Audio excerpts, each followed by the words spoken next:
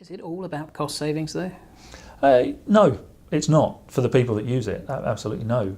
But again, we're not in a world where people are going to pay money just for benefit if there isn't a financial upside. So it's either reducing cost or it's finding another mechanism of making money.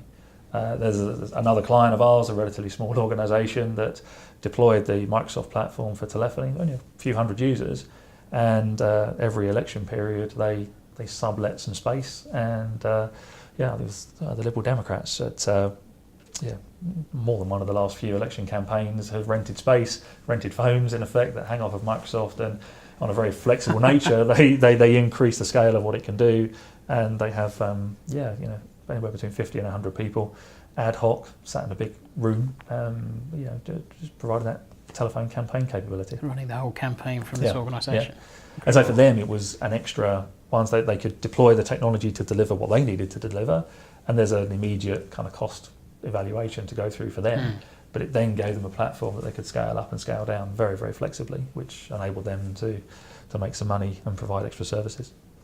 You mentioned earlier a public sector organisation that were looking to, again, cost savings, but not on the technology cost savings, but more around the organisation itself. Yes, absolutely. I mean, this is a particular fire service, and if you understand how they're structured, it's county to county pretty much, certainly in the UK market, not dissimilar on a global basis when you look at blue light and emergency services. So what we saw at the end of 2008 was the fact that a lot of public sector organisations were really being pushed by the government to reduce their spend. And there were government initiatives coming out saying you've got to chop 20% of your costs, if not more. And so when we looked at some of the platform technology we deployed for this particular fire service, and start pushing out some education and some training, they said we can just save 20%. That's quite a good thing, because that was an initiative and a drive. So once you kind of made the technology available to the firemen and to the workers in this organisation, it was great. They started using it, and they did save 10, 15, maybe 20%, and they tracked it monthly, and that was kind of okay. But for us, the real trigger came is when the government really turned up the wick towards the late 2008, early 2009, demanding more and more cost saving, and that forced them as a company to change culture. Yeah, how do they change culture? It's tough. You have to change policy. So they turned around and changed policy, and they basically banned all internal travel. So they went from expensing something close to 1 million miles a year to expensing a few thousand. And instead of travelling, they were using the Microsoft technology site to site for training, for internal meetings, for escalations. So it wasn't the blue light 999 type services. Right. It was every other internal function was delivered over the Microsoft platform. And that then, again, just for a single county blue light fire service was able to save several hundreds of thousands of dollars in hard cost savings. That's in reduced expense bills.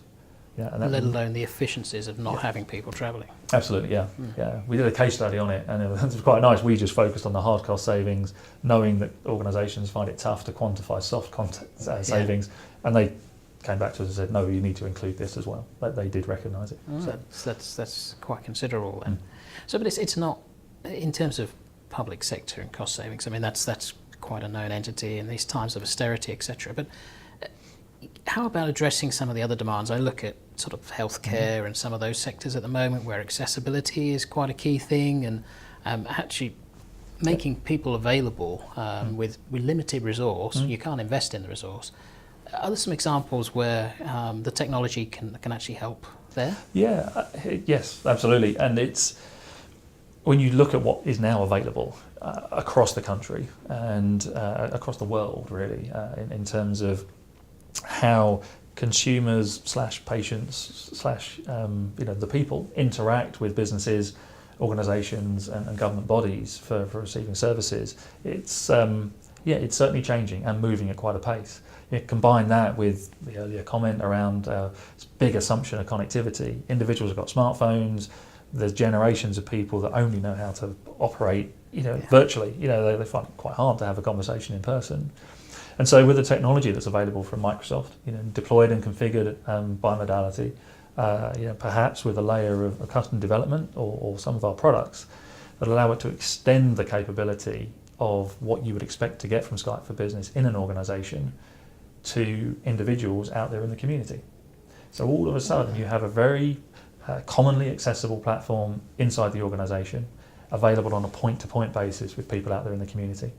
And so if you're a healthcare body or you're a local government, a local authority, and you're trying to have these very flexible, very ad hoc methods of communicating, both for audio, it's more than a phone call. Yeah, it's video, it's content, it's personal. It's, you know, you really get the feel and flavour of engaging with the other end.